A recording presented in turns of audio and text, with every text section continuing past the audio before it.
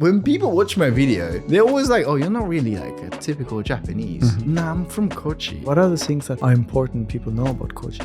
Alcohol.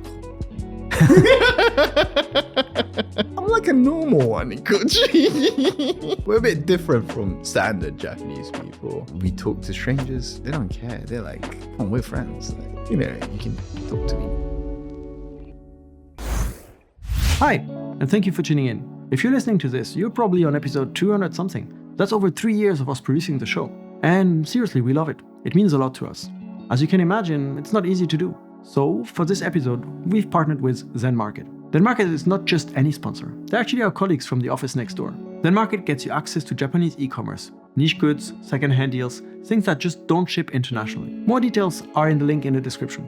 So if you want to support the show and help us bring you more stories from Japan, go check it out. And for now, let's get into today's story.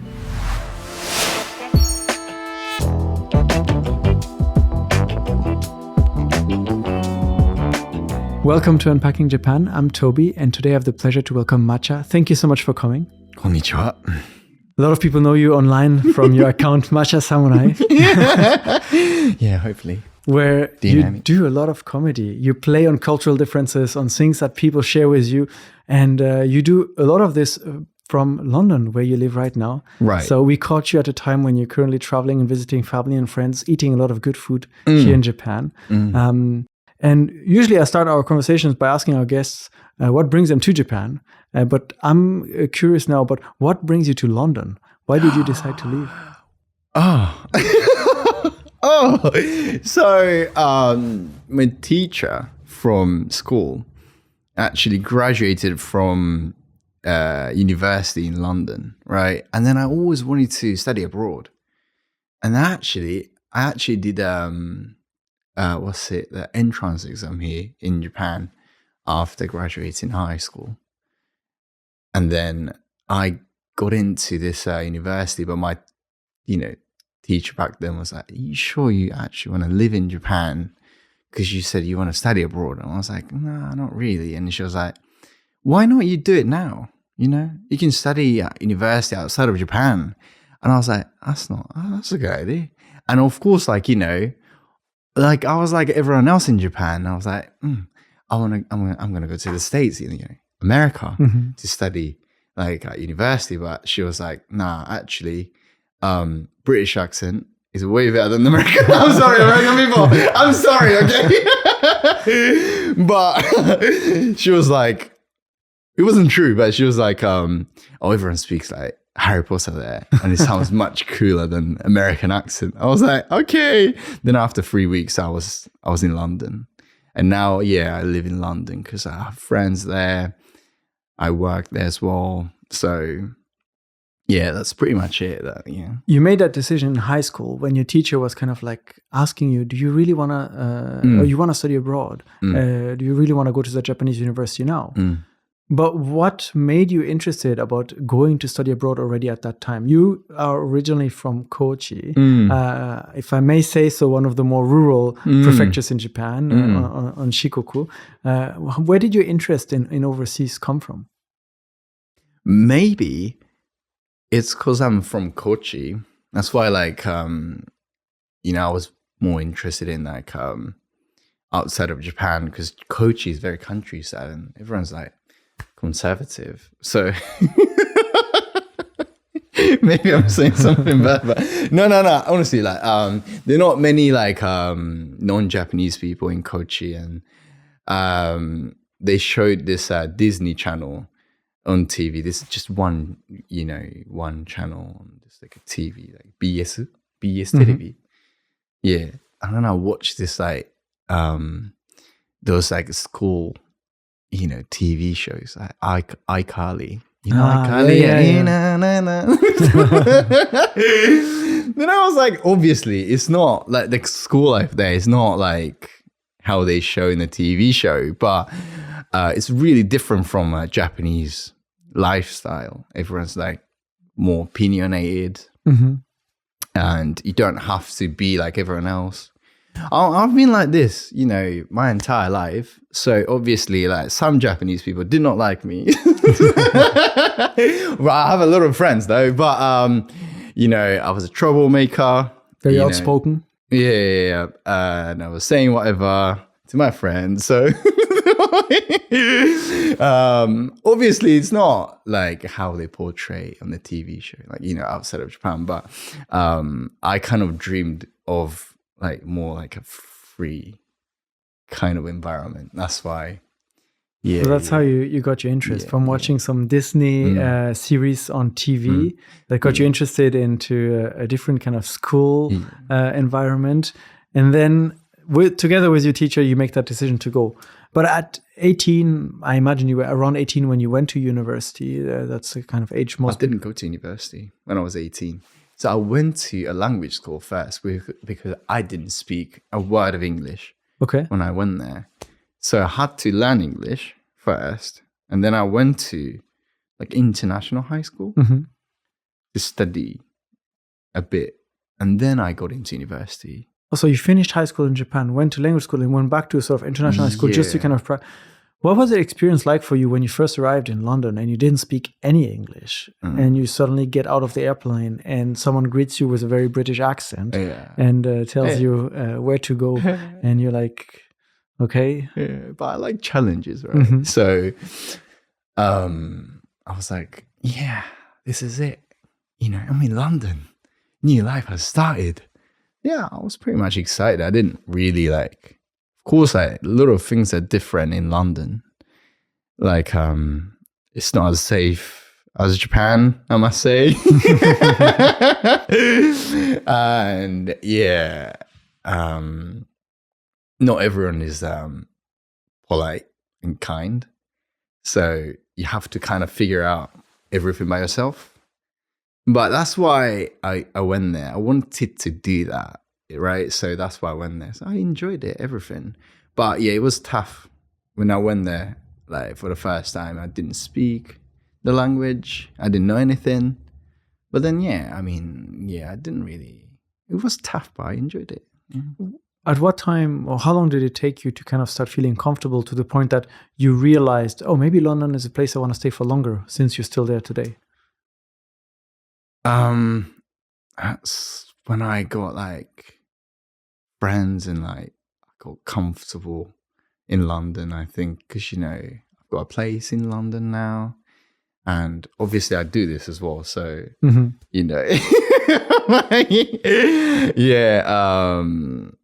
have I can sense that there's something on your mind. Sorry. Oh my god. No, I got cringe. But I'll do this though. But yeah, it's just like trying not to get cancelled. But in Japan, you have to care about your reputation all the time, like how you look to other people, right? But in London, you don't really have to do that. And when I started understanding English, understanding the culture and people, British people are like Japanese people. They like to queue, they don't like to bother other people. But then at the same time, like it's not too much. Yeah, people are well-mannered, but then they are still like opinionated. So when I realized that, I was like, yeah, I'm comfortable here. Yeah, I'm going to stay here. Yeah, and I'm still there. And you're still there. Thank you. How many years has it been now that It's been 10 years. Oh, wow. I know. 10 years in London is So a long long. time. I know.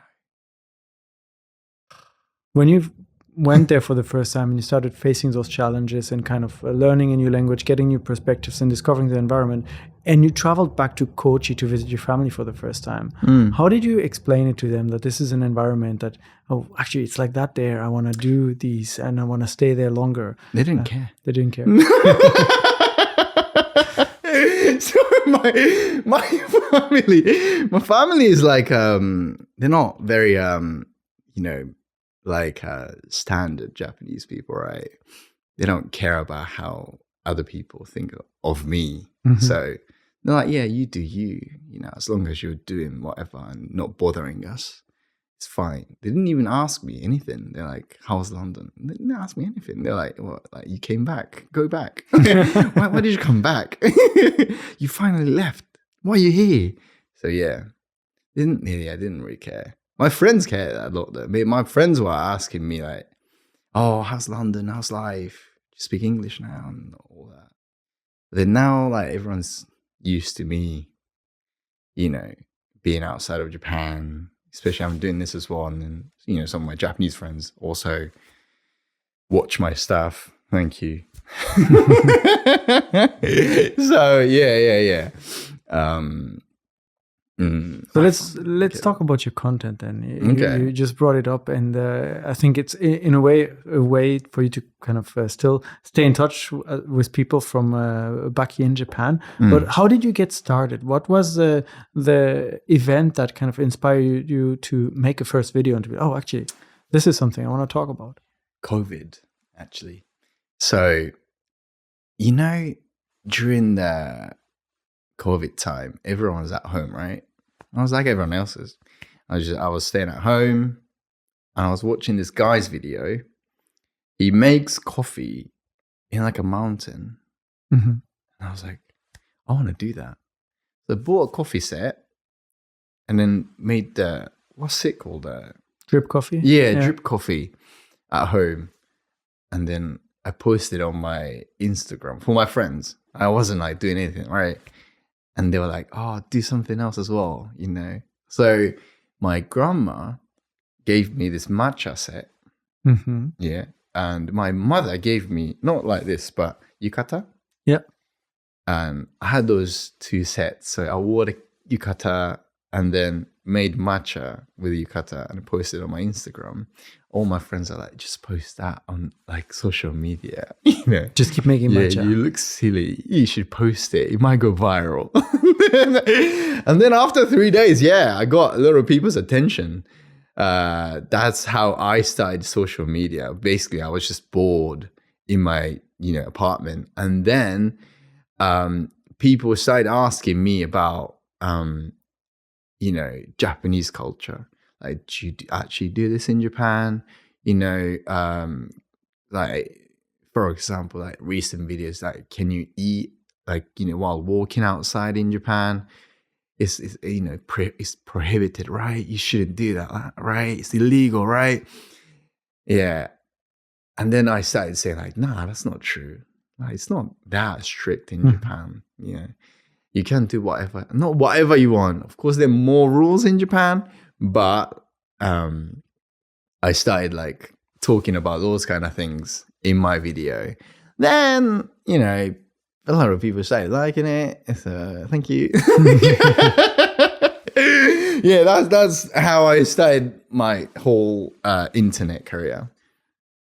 So you make a video of yourself preparing matcha wearing a yukata.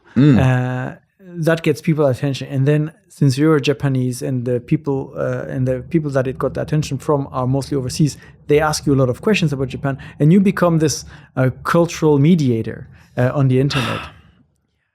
Is that kind of how you felt at the time, that when you realized people asking more and more questions about, is this true in Japan? Is this false in Japan? Or can you prove this? So the thing is, I'm just Japanese, right? Yes. So sometimes I'm wrong. Of course, I was born in Japan and I grew up in Japan, but especially like Japanese people don't really care about our own culture. Not everyone, but a lot of Japanese people tend to care about things outside of Japan. We're not very like traditional. We do like go to shrines and temples, for shogatsu, but it's not like we're very religious and try to enhance our Japaneseness. We eat hamburgers. We like Western food. We eat bread for breakfast. Yeah, we don't eat rice that much. I mean, depends on the person, but a lot of people eat bread, right? So where was I going with this? You were starting with, you're just Japanese. Yeah. So that's why when people ask me questions, like, is it true or is it false? I get pressured a lot. Like, sometimes I'm not even sure. Like, do we do that? Because like I'm pretty sure, like, even like if people ask about your culture, you can't always answer immediately. You need to kind of like ask your friends. Do some research. Yeah, do some research. Read some books. Yeah. Watch some documentaries. Yeah. It's not like I'm a professor of, Japanese culture in University of Japan. So in a way, all those messages, they still kind of also give you a very wide insight into what people overseas think of Japan, or the assumptions, misconceptions they have. Were you surprised about some of the messages you got? Like you mentioned, people asking you about, do people in Japan eat while walking on the street? But you've received thousands of messages with thousands of things. What are some of the surprising ones? You're like, wait a second. This one guy said, I'm going to Japan, but do I wear smart casual? I was like, no, it's not a restaurant. Can I wear shorts and t-shirt? I was like, yes, you can. Yes, you can. It's not a Michelin star restaurant. You can walk with a t-shirt and shorts outside. Outside. It's okay. But these kind of things, like, and what else?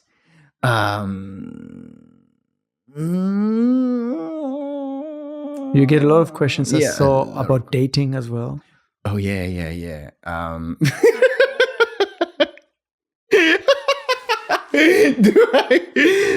They ask me like, is it hard to get a girlfriend, boyfriend in Japan? I'm this skin color, This skin color doesn't matter, guys. It's about you, inside. Yeah, that's what we care about, not your outside. Well, yeah, these kind of things really like surprise me. They treat Japan like dreamland. It's just, it's the same. Like, we're the same human being. Of course, we have more rules in Japan, but still the same human being. We still feel, we still have the same feelings and stuff, emotions, right? So these kind of questions, when you look online and how people kind of talk about or describe travel destinations, they often talk about, this beach in Thailand is beautiful, these mountains in the Alps are beautiful, or you should go visit this town in France or whatnot. But as you just said, Japan seems to be perceived as this all-in-all dreamland in every aspect of life, society, the country.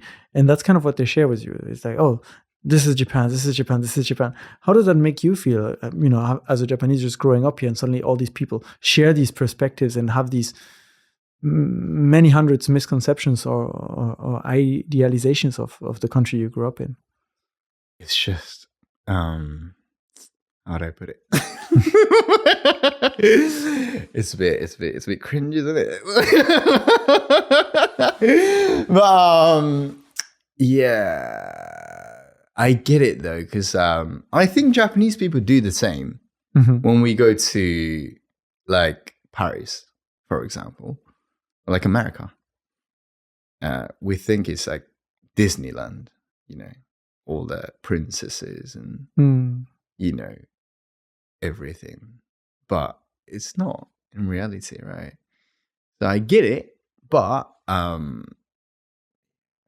grew up in Japan, and I never thought people would be even fascinated about like how clean the street is, or how well mannered Japanese people are in public.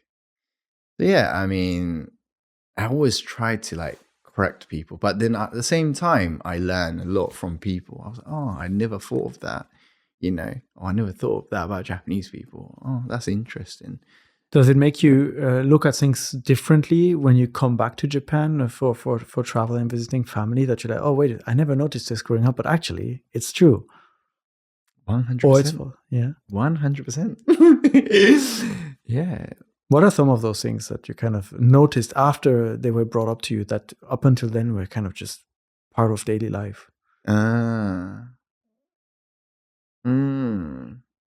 Like combini. It's very convenient. That's why we call it combini, right? Because it's open 24/7. And I'm from Kochi. It's countryside, right? No one uses combini at 3 a.m. in like outside of city center of Kochi. Like they're more deers than human beings, right? So, but still, it's open and fully stacked. Yeah. And then all the staff in the shop is like well mannered. They bow and they still do something. It's not like they're on their phone. I see a lot in London, like people when they're not serving customers, they're on their phone doing this. But in Japan, they don't do that. But no one's watching you. Mm-hmm. But I was like, yeah, but that's normal, right? But then I grew up in Japan, so those kind of things like convenience stores are convenient. Yeah. Or like we have the mindset of like someone's watching, so we have to behave. We have that. That's like kind of I'm joking.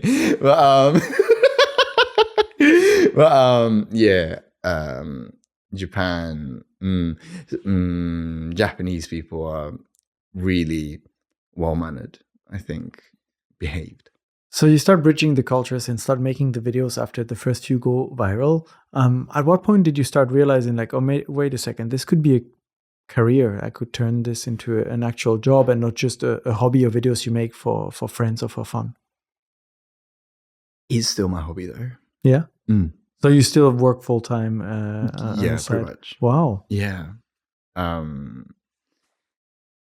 think if I make this, I mean, I could monetize it. I could make it into a full-time thing.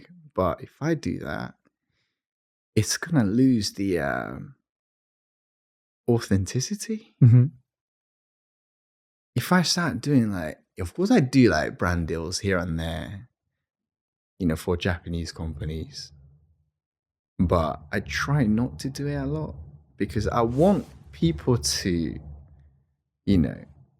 trust my content or what I say. Of course I'm wrong sometimes, but I don't want to, try to sell Japan, right? I want to tell the truth of Japan. So that's why it's still my hobby, and I enjoy doing this though. Yeah. And I can connect with a lot of people. In the comment section, I learn a lot of like, culture, or like, people from outside Japan. So yeah, I don't want to make it into like a full-time job and then, job. Need to do this. I just want to enjoy and actually connect with people rather than just trying to make money from our view. So if this is still a hobby for you and you're enjoying doing this on the side, how did you start kind of planning your future in England? If we go back to your story, you mentioned you went there language school, then you went to the high school, and then you did go to university eventually. And now you're working. What kind of field did you kind of get into with life in London? As in work-wise? Yes.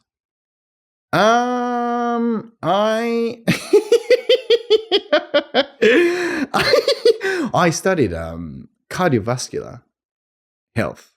I was going to become a doctor. Yeah. Wow. Yeah. But then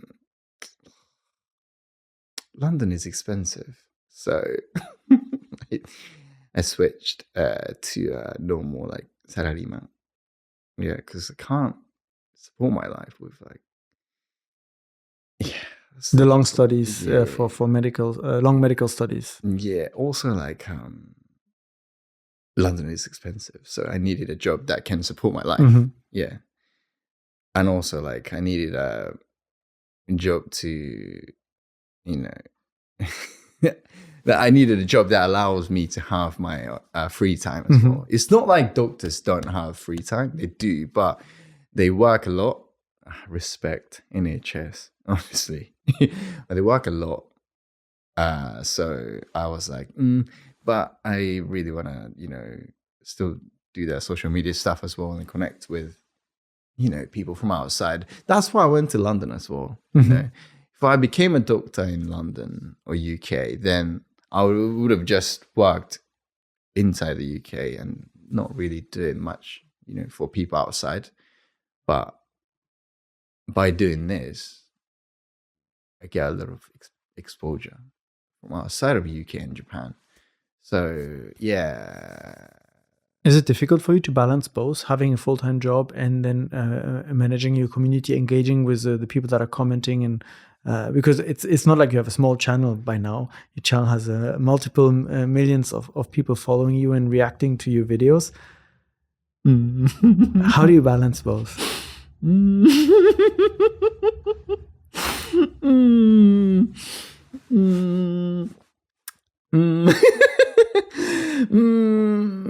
Try not to piss off other content creators here. I don't really, because my content, it's my hobby, right? And I want it to be really real. So I don't fake anything. I don't do retakes. I just do one take, you know, every day. So I go through my DM to, you know, look for the videos that they want me to react to, or, you know, or they answer the questions. Sometimes I talk about, you know, about like things that I realize or notice, you know, from the daily life in the UK, you know, the difference between UK and Japan, or like Western life and Japanese life. So yeah, I don't really have a, you know, professional team around me. I edit my video and I film myself. So it's kind of easy for me to manage, you know, the both just lifestyle, the social media lifestyle and then the professional lifestyle at your own pace. Yeah. Well, yeah, I'm glad that people are enjoying my contents though. Thank you very much. Yeah. Perhaps specifically because you mentioned you want to remain authentic, you want to remain kind of very honest throughout your videos. And a couple of times you just mentioned you don't want to get canceled or you don't want to upset other content creators. So you do show some awareness, some awareness of kind of what it means and the kind of responsibility or impact you may have with your videos. How thoughtful do you have to be when you then answer or react to videos which are often touching on sensitive or cultural matters that could easily kind of be taken the wrong way and people be like, no, you're wrong, and cancel you? So when I do those kind of topics, right, I don't post it immediately. So my posting time or like filming time is from 10 p.m. to 12 a.m. Within these 2 hours, I look for the contents I do and I film and edit and post, right? But when I do those sensitive topics, I don't post it immediately. I always run it through my friends in the UK and Japan. Sometimes we all are wrong. So get some, like, you know, very nice feedbacks from some of the people in the comments. Thank you very much. But yeah, I always try to be careful when I do sensitive topics, you know, especially when it's about, how much can I go? As much as you want. Okay. When I talk about those prejudice, you know, towards foreigners in Japan, you know, it happens. Because like, I helped my friend. He's from Ireland. He couldn't get an apartment because he's not Japanese. Like a lot of landlords say, apparently in Japan, say no foreigners. You can't live here if you're a foreigner. Yeah. So when I do those kind of topics, always, be careful and try not to offend anyone. But then, I still want to say what I want to say, right? And I want to stay authentic to myself as well. So sometimes I just say, yeah, and then post it. But yeah, I'm careful. And then let's see what happens after you post it. When you do that, do you have this moment of feel like, oh, how's the comment section going to be like? Are you looking forward to it? Are you kind of curious about what people are going to say and if they're going to engage in discussion? Of course. I read comments. I mean, that's the reason why I post it as well. I want to see what people think. And I don't censor or delete comments at all. Maybe I should sometimes, but everyone should have their own opinion, right? So when they don't agree with me, it's okay. Like, I'm not posting videos to, please everyone. Mm-hmm. Yeah, I'm telling people that Japan's like this. Sometimes it's true, sometimes it's not true. So I just want people to use my video as a kind of like a vague guidance. What you should do, you shouldn't do in Japan. Japan's like this, so you should be prepared. Maybe some people look at you, but it doesn't mean they're being racist towards you. Yeah, they're just curious. About your culture and you. So I do read comments and enjoy the feedbacks and reactions. You mentioned that you don't delete and restrict any comments for now, but sometimes you might want to be doing this. Is there a video that you kind of felt like, oh, maybe this is too much on the edge of what I want to be dealing with? Yeah, so a lot of people want to ask me, especially now, about politics. People's favorite topic. They want to talk about it, and I get it. But Japan is so trending that they're interested in our politicians. Mm-hmm. Yeah, you guys should talk about your own, politicians rather than just talking about a prime minister in Japan, right? Right or left or whatever. But yeah, sometimes when I don't really talk about it because my whole content is just to show Japan and use my videos as like a guidebook, right? I don't need politics in that, It's too bad I had a whole section on politics prepared for you. I thought you were like really interested in the topic. Well, people are. So sometimes when they start talking about it, I feel like, but I still reply and like their comments. One of the things that's very distinctive throughout all your videos is that you laugh. You generally find everything funny. これね、this, I want you guys to do it. The reason why I'm laughing is because I put my phone in front of me and then I'm looking at myself while I'm filming the video. I look funny. I'm wearing kimono and then saying, I let my intrusive thoughts out like completely when I'm filming. I don't write any scripts. I don't know what's coming next, right? So pretty much it's a reaction from what I say. And I can enjoy everything myself. So it's just people might call me a weirdo, but it's okay. That's why it's my hobby though. I'm pretty sure a lot of people do their own stuff at home. They just don't show it. And then for me, it's that I want to laugh. I like comedy as well. I watch stand-up comedy a lot. One day I might want to do it, right? But I like to laugh a lot. So That's why I do it. And but people do ask me though, when I laugh, they're like, "Oh, you actually laugh like that?" I'm like, "What do you mean?" I do. Yeah. But a little people think that, like, not a little people, but some people do think that, like, "Oh, you're drunk." Before you film your video, but I cannot drink at all. Yeah, you can ask my friend there. But if you were to be drunk to that point every single day when you record yourself, I think might have a very hard time getting up in the morning to go to your day job. Exactly. Yeah. I'm sober. Do you feel that this the fact that you find it funny yourself and that you enjoy those videos and that you bring this touch of humor to all these cultural discussions makes it easier to approach all these topics and discuss with the people that are following you about different aspects of life in Japan, rather than having this very serious tone and like trying to debunk myth about life here?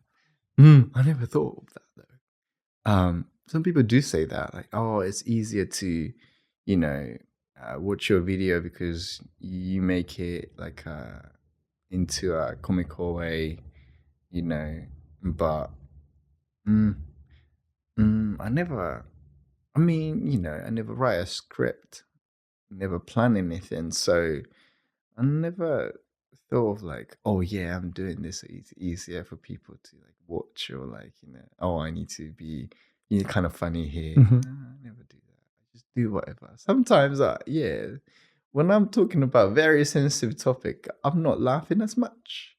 I'm more like angry, not angry, but a little bit pissed.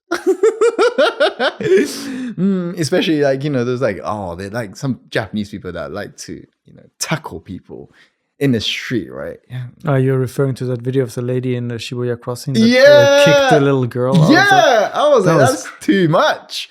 I get it though. She's like, it's her, like, she commutes to work and using that crossing, but it's a little girl. Come on. And those people would never do it to like people like me, bigger guys. They would never do that. But yeah. So when I talk about those kind of things, I'm not really laughing. More like shouting and yeah. But yeah, that's yeah. I never thought of like, oh, I need to be funny here. I need to be angry here. I just do just whatever. So since school, when your friends were already kind of telling you that you were doing things a little bit differently, and your teacher was encouraging you to express yourself, and here you are showing it to the world. I'm quite curious because you have a very international audience, but also Japanese fans, I imagine. Japanese? Really? No, so. Not really. No, I mean, like, Japanese people, why would they watch my video? Because I'm just talking about Japan. They already know it. They're like, yeah, that's true. We can't eat or drink while walking. Yeah, when you go to konbini and get like some bread and coffee, you see people walking down and eat and drink, right? That's normal. That's what I talk about in my videos. So for them, it's just like, yeah, they're just talking about us. So in English, especially in English. So they don't really watch it. I'm not doing contents in Japanese in Japan. Yeah. So I don't think a lot of Japanese, but Japanese people living outside of Japan do watch my videos and tell me that, like, oh, your contents are funny, I like it.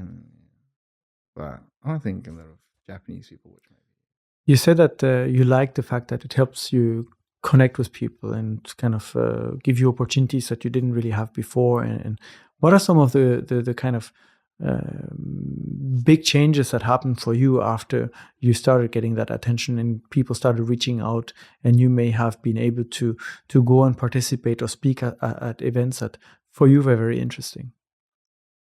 I've never done any events. So. Oh,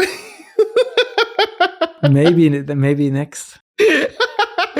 I usually don't come out of my apartment and do my content. So this is my first ever podcast. Yeah, in a proper professional setting. I never do this because it's my hobby. Yeah. Right. Yeah, of course. Thank you very much. I get invited to like some of the events, but I'm like, it's okay. I'm busy. I'm hanging out with my friends on Sunday, Saturday.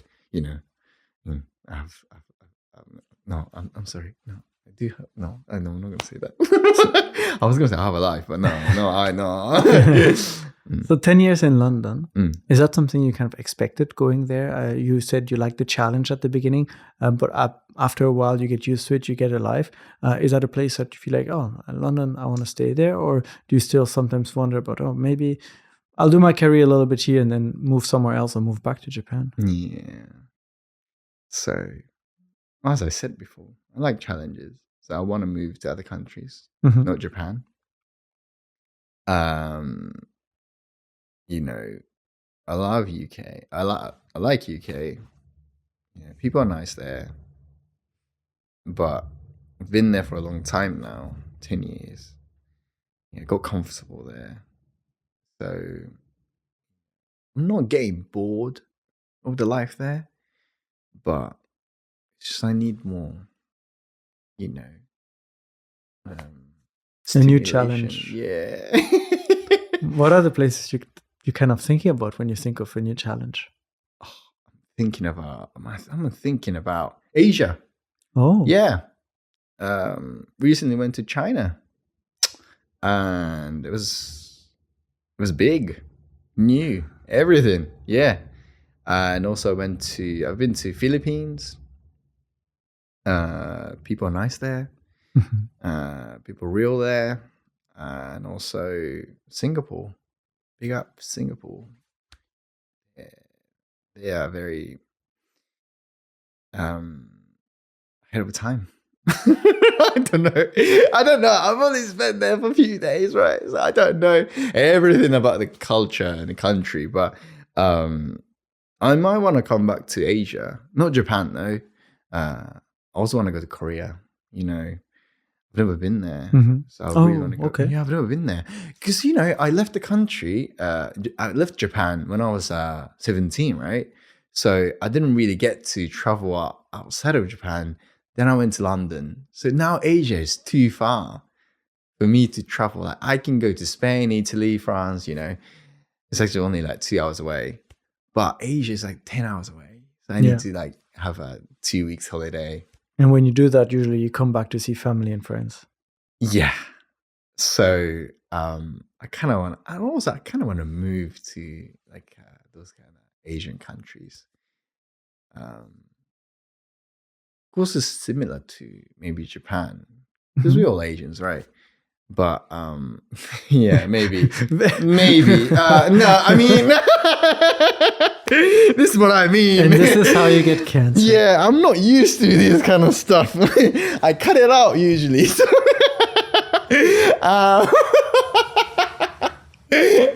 whoops. But no, we are though. We are all like from the same continent, so region. Moving to other countries in Asia, looking for a new challenge. Having done it once, sometimes the simple things are like the biggest challenges: finding an apartment, learning the language, and such. When you now approach these new potential opportunities for yourself, what do you see as a challenge? In what way do you want to challenge yourself? Ooh.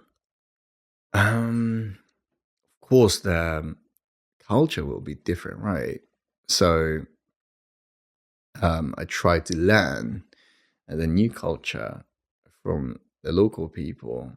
That's one of the challenges because like I'm now used to UK, but I'm Japanese. I only know 2 cultures. It's definitely different, right? Because I've been to China recently and everything was different, So yeah, I think I want to expose myself to the, new challenges from the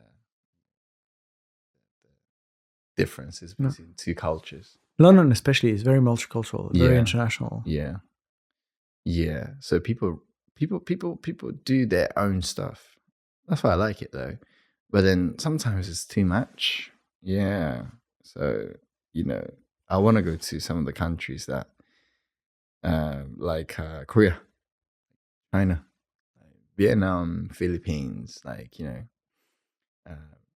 that have their like one culture, one big culture. And then I want to put myself in there because I'm pretty sure it's uncomfortable, right? it's the same when people come to Japan. It's really different. Like when you go to onsen, do I take my underwear off or do I keep them on? How often have you gotten that question? A lot. Yeah, take it all off. Yeah, take it off. Yeah, be free. But it's not common in some of the countries. Mm-hmm. Some of the Western countries do have like, beaches that, be free, right? In Japan, like, you actually take a bath with a bunch of like strangers. Yeah. So I want to feel that. Like, oh, what's this? What do I do? Am I doing something? Am I doing this correctly? Putting yourself in a situation that all embarrassing myself. Yeah. I enjoy those kind of things. I'm not like, I like pain and stuff, but I like to kind of like go through challenges and embarrass myself, learn new things. Yeah. Do you have a lot of friends from the UK that after meeting you or through work and such that have then moved to Japan and that you kind of have seen go on that journey and put themselves in the reverse situation that you went into? Yeah. 100%, especially the onsen bit. They always get confused apparently. And in Japan, there's a lot of restaurants that like, you have to know the rules and stuff. Mm-hmm. Like, for example, if you go to Skia, you have to go to your seat, sit by yourself, and then press the little button and order, and you don't call people for their bill. Like, you go to the till and you pay yourself, right? Yeah. So apparently those kind of things are different and difficult for my friends that moved to Japan. But they're used to it now, though. They're more Japanese than me now. Oh. Yeah. When I'm talking on the tube, they're like, I was like, but I'm excited. Like I hadn't seen them for like years, and they're like, I was like, oh, sorry. all these cultural norms that are commonplace here in Japan, when you spend so much time abroad getting used to different cultures, life in London, is it difficult for you then to readapt when you come here for traveling? Or do you feel like, oh no, it's just normal, this is like this here in Japan, and your kind of upbringing comes back? Or do you have to consciously be, oh no, I can't talk on the train, or I can't do this? Sometimes. Also, I'm from Kochi, right? You can talk on the train in Kochi. No, I mean, maybe not. A lot of people do it. We're not supposed to do it, but if you're from countryside, you do things differently from like Tokyo people. Tokyo people are so strict, So, Tokyo people, I like you, but there are more rules in Tokyo. So it's not like I came back to Japan. I have to like kind of adjust myself to Japan. I have to adjust myself to Tokyo. Yeah. Because I'm not used to Tokyo. Mm-hmm. I never lived in Tokyo. I always lived in that countryside. So it's more like, oh, I can't do this in Tokyo. I didn't know. Yeah, I also learned stuff from my friends in Tokyo. Yeah. Tell me about Kochi. That's where you grew up. Prefecture, maybe not that many people think about, especially when they're traveling. Also, maybe foreigners moving to Japan are usually not picking Kochi or ending up there. What do you say to people when you explain to them, are you from Kochi? What are the things that for you are important people know about Kochi? Alcohol. Drinking. That was not the answer I expected. Kochi people like to enjoy a lot. So we're a bit different from standard Japanese people. We talk to strangers, especially uncles, aunties. In Japan, you don't really talk to strangers. No. Yeah, when you go to like a restaurant. This time, I'm like, Maybe at the izakaya in the evening, maybe, but other than that. No, I was having breakfast in Skia and I was ordering my stuff and this uncle was like, yeah, you're ordering a lot. Yeah, look at you. I can only have this much. And then I was like, yeah.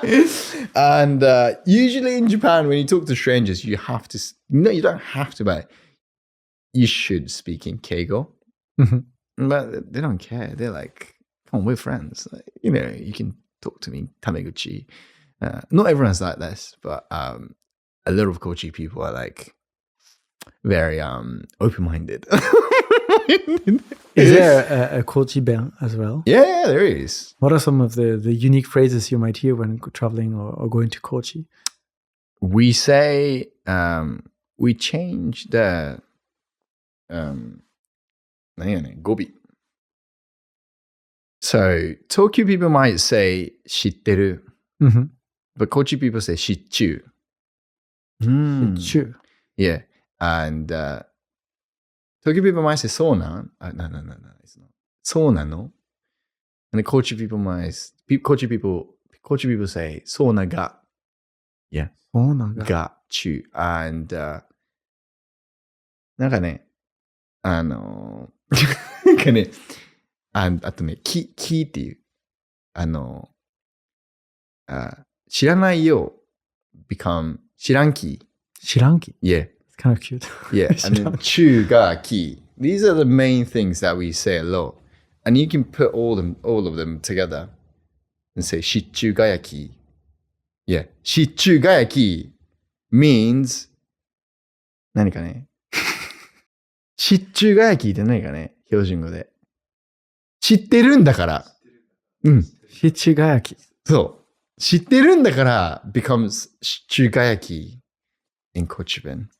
Well, I'll learn something. Maybe on my next trip there, I can use it. Yeah. Where should I go if I go to Kochi? What are the places you'd recommend? Go anywhere, izakaya. Of course, because that's where the alcohol is. Yeah.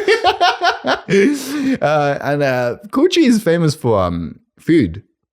Tataki, katsu no tataki. Right? That's popular in Kochi, right? Yeah, or like, you know, we drink a lot, so the food needs to taste nice. That's why all the izakaya you go to, if it's not a chain, like from outside of Kochi, it's like if it's like a Kochi izakaya, the food is nice. It has to be nice. Yeah. Otherwise, like, it wouldn't survive in Kochi. Yeah. So go to one of those arcade, なんかね、広め市場っていう市場が is like a little market and sitting place.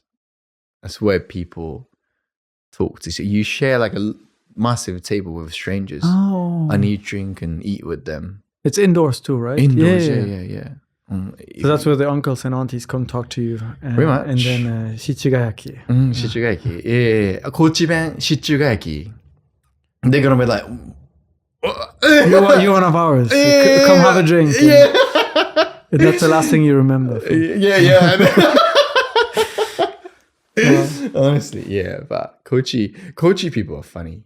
Kochi people are so funny. Yeah, I'm not even joking. Like, people, that's why, like, when people watch my video, they're always like, oh, you're not really like a typical Japanese. Mm-hmm. You're so like loud and like whatever. Nah, I'm from Kochi and I'm like a normal one in Kochi. Maybe you can do an entire series on Kochi to kind of 100%, but I can't show it. That's why I can't show it. People are too much in Kochi sometimes. So, but Kochi is a fun place, I think, but it's far away. Yeah, so, it's not so easy to get to. No Shinkansen, no direct trains, no. There's maybe local small airports or not even. Airport, yeah. But that's why it's fun though. That's why people are funny. Because we're so separated from Japan. We have our own culture. But yeah, yeah, Kochi, yeah. You should go to, if it's your first time visiting Japan, I don't recommend Kochi. If it's your like fourth time in Japan, try it. Yeah, it's funny. But I always recommend people to go to like Tokyo, Kyoto, Osaka, Nara. Because that's Japan, you know. That is Japan. Yes. Yeah. My favorite city is Kyoto. Yeah, call me basic. It's okay.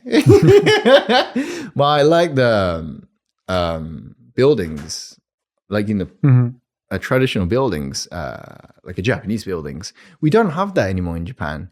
Go to countryside, like go to Kochi. That we have new buildings because of the earthquake and all the disasters. We have to have, buildings that can withstand the, earthquake and everything. So yeah, I recommend people to go to Nara, Kyoto, those old cities, and enjoy the traditional Japan. But if you're sick of it, then go to Kochi. Yeah. Or go to Kyushu. Yeah, Kyushu is nice too. It's different too. They are. Yeah, different too. Or like Tohoku. Very north of Japan. That's another interesting part of Japan. Each city has its own culture. Because Japan, the city used to be a country. So you had to have a passport to get out of your own city. Oh, yeah. during the Sengoku Jidai period? Yeah, and up to Heian Chiken, so Edo period. Yeah, so like maybe 400 years ago, they were still doing it. Yeah, so that's why each city has their own unique food. If you go to Tohoku, they have champon. But if you go to South Japan, they have the basashi とか。これもまた怒られたけどね。鶏刺し喋って。鶏刺しね、食べる人と食べない人がいるけどね。I said, not every Japanese person eats torisashi. Then the Japanese people go pissed.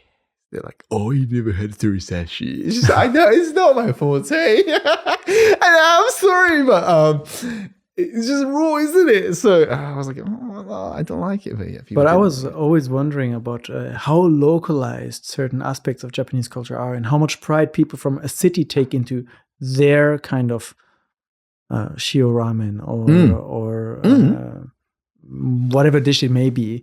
As a foreigner coming to Japan, okay, this is shio ramen and it tastes different in this restaurant and that restaurant, fine.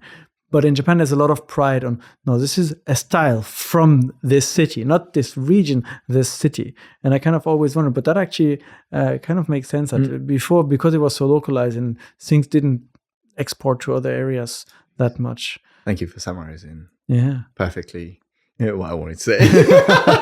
It's professional. Here you are explaining Japanese culture. I'm trying. It kind of becomes natural, no? After doing so many videos that you see things like, no, I have to explain this properly and I have to make a video about this. Yeah, that's true. Thank you.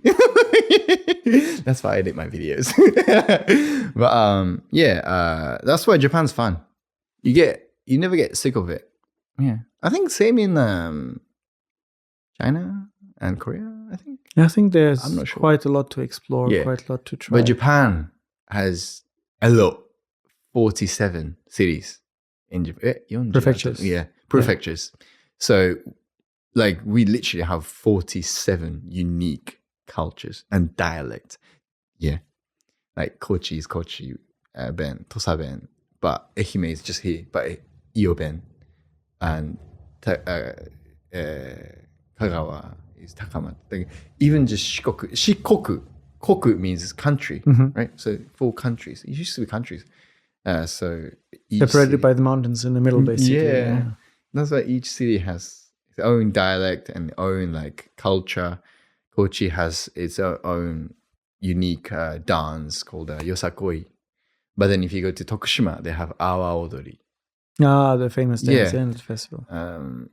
So that's why I think you never get bored of traveling in Japan. It's not just samurai and ninja and sushi and ramen. And yet you went for Matcha Samurai. I know, right? I know, right? So basic. You've been on this journey for 10 years. It kind of started a little bit, you mentioned, with that interaction with your teacher back in school. Are you still in touch with that teacher? I am. Yeah? I am. But she doesn't know that I'm doing this though. Really? Yeah, she probably thinks that I'm doing a doctor in London. Because last time I met her, I was still in university. So, sorry. But Yeah. I don't know. I don't think she would mind it though. I think maybe she would one be day that she'll happy. scroll and suddenly matcha. ほんまにね、元気にやってます。また会いに行きます。そう、でもthe reason why I made the name up is because it's internet. I was scared of like showing my real name. So I was making matcha first, that right in my video. So matcha was there, and I was like, "What's the popular Japanese words in Western countries? Matcha sushi, nah. Matcha ninja, nah." I was like, Matcha Samurai, Matcha Samurai. That flows well. So that's how I came up with the name, and now like everyone calls me Matcha in the street when they recognize me. Oh, really? Like, oh, Matcha. I was like, yeah. That's why my friends, before the social media thingy, they always get surprised when I get stopped in the street and, oh, Matcha. Oh, I always forget that you do the social media stuff because I never talk about it with my friends. When I hang out with my friends, they're like, it's me. So I always hang out with them and then, oh, what do you do? How's your life been and stuff? But yeah, I love it though when people stop me in the street and say like, oh, hi, and this and this. Everyone's so nice. Everyone's so nice. Even in Tokyo, when I came back, everyone's nice. Yeah. Even in China as well. Osaka. I went there. I went for the drive-through of like the hamburger place, right? Okay. Yeah, I was getting the order, and this guy was like, "Wait, are you the samurai guy?" I'm like, "Yeah, yeah." But yeah, I'm glad I picked this name because it's easy to remember. So yeah, one person says matcha, one person says samurai. You're the Japanese one, or whatever. But yeah, I'm glad I picked those names. And to go with the samurai name, you also now do a lot of your videos with a sword. Is that an actual sword or is it just a plastic toy? It's not plastic though.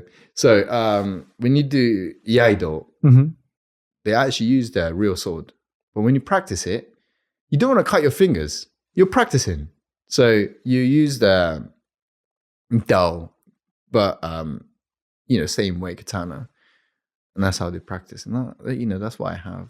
I used to do kendo as well. So not iaido, but I used to do kendo. And yeah, I kind of feel wrong, swinging sword around when I'm doing my video. But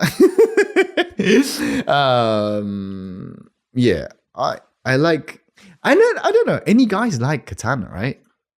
If I brought it here, you would be like, oh, can I just... hold it and try it. Yeah. Maybe. Yeah. Any of my guy friends, when they come to my house, the first thing they, pay attention is my katana.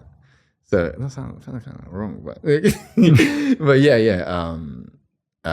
It's just, as a guy, I like holding it. I feel like it's a bit like immature maybe, but that's the reason why I have it in my video. The Matcha Samurai. It started from making a bowl of matcha, wearing a yukata. It turned into a career online that is more of a hobby, with many projects that have taken you around and that are probably going to take you to many more places. We talked about quite a lot of topics today. Is there something that you would have liked to talk about that maybe I didn't ask you about yet? I just want to say one thing. When you come to Japan, right? Don't get stressed so much. It's okay to make mistakes because a lot of people, I know they've been considerate. Oh, can I do this? Can I do this? Can I do that? But I feel like if you do that too much, you cannot enjoy the holiday. So as long as you're not destroying things and bothering other people, it's okay to, make a mistake in Japan. Japanese people wouldn't get mad because you are like maybe drinking water because it's so hot in summer in Japan. You are drinking water while walking. Yeah, like we shouldn't do that, but it's okay to do that, right? And you don't know those rules. So don't stress too much and try to enjoy yourself in Japan. when you make a mistake and someone tell you to, stop doing that, then just don't do it. But essentially, just please enjoy yourself and, feel the culture and make the most of it, please. And film everything, send it to Matcha so we can have a lot more reaction videos to enjoy as well. 全然いいよ。送って。みんな送ってね。あとなんか変なこと言われたら全然送ってくれてもいいですよ。いつでもお待ちしてます。Matcha, thank you so much. Thank you for coming, sharing your story, sharing your perspective. It was a pleasure having you here. It was a pleasure meeting you. Thank you for having me here. Thank you, everyone. Thank you for listening and watching. This was Unpacking Japan, and we'll see you in the next episode. Bye. Yes. Bye. Awesome. Thank you very much. Oh my God, I was yapping. I'm sorry. No. It's my fun. Thank you for sticking with us all the way till the end. We really appreciate it. If you haven't already, consider subscribing to the podcast. It helps us improve the show and bring you more in-depth conversations from Japan. Take care and see you next time.